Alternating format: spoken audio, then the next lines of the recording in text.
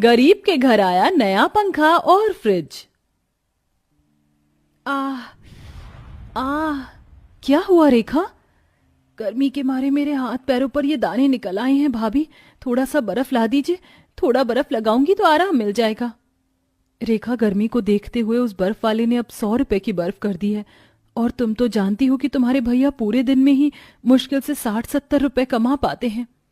हे भगवान, भाभी अब मैं क्या करूं? मुझसे तो ये जलन और बर्दाश्त नहीं हो रही।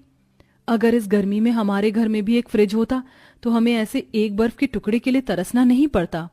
रेखा के दाने से हो रही जलन को देख समीक्षा धूप में नंगे कुएं के पास जाती है और वहां से ठंडा पानी लाकर अपनी नंद को देती है, जिससे नहाकर उसकी नंद को थोड़ा आराम मिलता है। अब जाकर थोड़ा आराम मिला, लेकिन भाभी फिर थोड़ी देर में मुझे पसीने आने शुरू हो जाएंगे। फ्रिज तो बहुत दूर की बात है, हमारे घर में तो एक पंखा तक नहीं है। रेखा, तुम तो जानती हो कि तुम्हारे भैया दिन भर में कितना कमा पाते हैं और मुझे भी खाना बनाने के महीने का सिर्फ 2000 रुपए ही मिलते हैं। इसमें ही हमें सब देखना होता है। लेकिन कब तक भाभी हम इस गर्मी को बर्दाश्त करेंगे? दोनों नंद भाभी गर्मी को लेकर आपस में बात कर ही रहे होते हैं कि तभी वहां समीक्षा के दोनों बच्चे मोनू और मालती स्कूल से आ जाते हैं। माँ, बहुत भूख लगी है, जल्दी से खाना दे दो, भूख बर्दाश्त नहीं हो रही है। क्या हुआ बच्चों? और आज तो मैंने रोटी तुम्हें ज्यादा दी थी। क्या तुम लोगों ने स्कूल में लंच नहीं किया? माँ, सारा खाना गर्मी की वजह से खराब हो गया था। लेकिन ऐसे कैसे? रात की सब्जी तो मैंने कई बार गर्म करके तुम दोनों को दी है।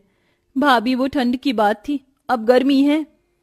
माँ, बहुत भूख लगी है, जल्दी से खाना दे दो। तुम हाथ मुंह धो लो, मैं तुम्हारे लिए खाना लगाती हूँ। समीक्षा दोनों बच्चों के लिए खाना निकालने के लिए जैसे ही कढ़ाई खोलती है तो कढ़ाई की सारी सब्जी खराब हो चुकी थी और उसमें से बहुत गंदी बदबू आ रही होती है। हे भगवान, 2 घंटे पहले ही तो मैंने सब्जी बनाई थी, इतनी जल्दी खराब कैसे हो गई? कहा था ना मैंने, ये गर्मी का मौसम है। अगर आज हमारे घर में एक फ्रिज होता तो ऐसे खाना खराब नहीं होता। जहां गर्मी में पंखा न होने की वजह से वो लोग चैन से सो नहीं पाते थे, वहीं फ्रिज न होने की वजह से रोटी भी ढंग से नहीं खा पाते हैं। दीदी, बहुत गर्मी लग रही है, नींद नहीं आ रही है मुझे। मोनू, गर्मी तो मुझे भी लग रही है।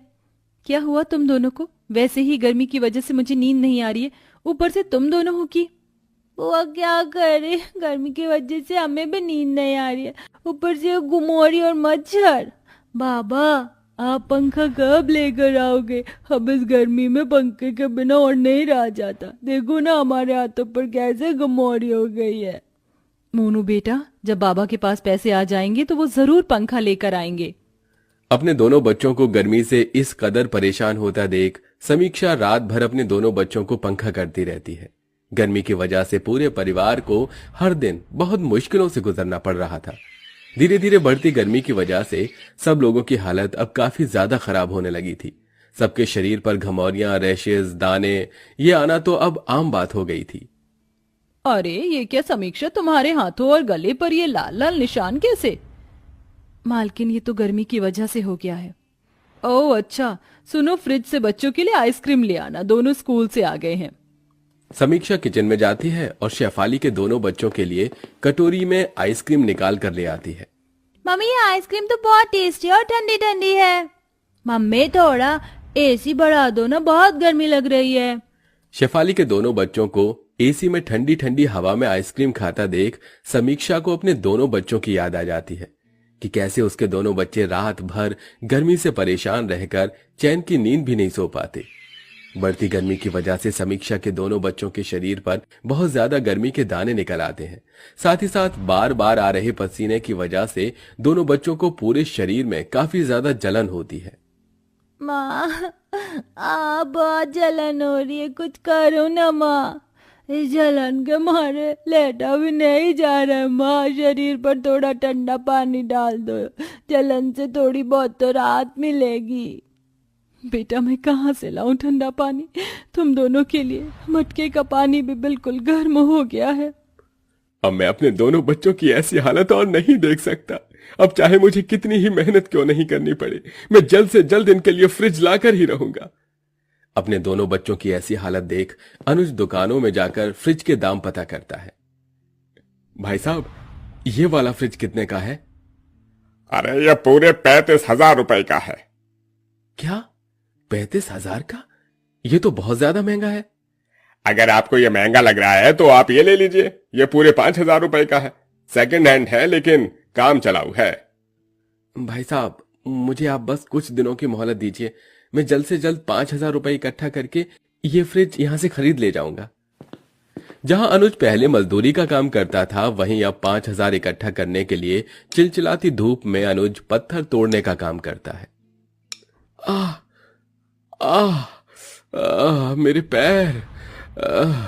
नंगे पैर काम कर करके मेरे पैरों में छाले पड़ गए हैं, लेकिन मैं ऐसे हार नहीं मान सकता। अपने बच्चों के लिए तो मैं फ्रिज ला कर ही रहूंगा। रोज धूप में इतनी मेहनत करने की वजह से अनुज के हाथ पैरों में गर्मी की वजह से छाले पड़ गए थे, लेकिन अनुज अपने दोनों बच्चों के लिए कड़ी मेहनत करता है और कुछ दिनों के अंदर 5,000 रुपए इकट्ठा कर लेता है। अनुज उन पैसों को लेकर सेकंड हैंड फ्रिज लेने के लिए दुकान पर जा रहा होता है कि तभी उसे रास्ते में एक घायल लड़की दिखाई देती है, जिसे देख अनुज भागा भागा उसके पास जाता है। आप ठीक तो हैं? आपको ये चोट कैसे लगी? 2 चोर मेरा पर्स छीनकर भाग रहे थे। उनके पीछे भागते भागते मैं इस पत्थर से टकरा गई और मेरे सर पर चोट लग गई। अनुज उस लड़की को नजदीकी हॉस्पिटल ले जाता है और उसकी मरहम पट्टी करवाता है, जिसके चलते फ्रिज खरीदने के लिए जुड़े हुए सारे पैसे उस औरत के इलाज में लग जाते हैं। जिसके बाद अनुज घर आ जाता है और सारी बात अपने परिवार वालों को बताता है। एक तो आपने इतनी मुश्किल से 5,000 रुपए जोड़े थे और वो भी आपने उस लड़की की मदद करने में खर्च कर दिए। तो क्या उस लड़की को सड़क पर ऐसे घायल पड़े रहने देता?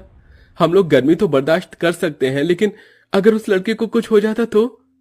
अनुज की बात सुन रेखा चुप हो जाती है, जिसके बाद अब पूरा परिवार फिर से गर्मी झेलने लगता है। लेकिन दिन पर दिन बढ़ रही गर्मी से अब मालती और मोनू की तबीयत और ज्यादा खराब रहने लगी थी। अब मेरे दोनों बच्चों का क्या होगा? गर्मी में उनकी ऐसी हालत देख मुझसे रहा नहीं जा रहा है। अब तुम ही कुछ चमत्कार दिखाओ भगवान, हम गरीबों पर कुछ तो रहम कर।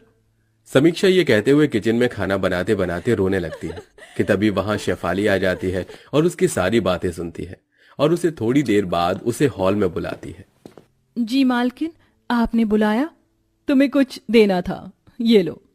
ये तो वो मैंने दरअसल तुम्हारी सारी बातें सुन ली थी जब तुम किचन में रो रही थी। तुम्हारी तरह मैं भी एक माँ हूँ और एक माँ ही दूसरी माँ का दर्द समझ सकती है, और तुम्हारी ऐसी हालत मुझसे देखी नहीं गई, इसलिए मैं तुम्हें पंखा दे रही हूँ तुम्हारे बच्चों के लिए। मेरी तरफ से ये एक तोहफा है। अब तुम्हारे बच्चों को गर्मी से और परेशान नहीं होना पड़ेगा। शेफाली की बात से समीक्षा की आंखों में आंसू आ जाते हैं। समीक्षा उस पंखे को घर लाती है। अनुज पंखे को लगा देता है। पंखे से आ रही ठंडी ठंडी हवा से मानो सबकी गर्मी उड़नछू हो चुकी थी। दोनों बच्चे भी ठंडी हवा के मजे ले रहे थे कि तभी उनके घर के दरवाजे पर दस्तक होती है। अनुज जैसे ही दरवाजा खोलता है तो उसके सामने वही लड़की को खड़ा पाता है जिसकी उसने मदद की थी।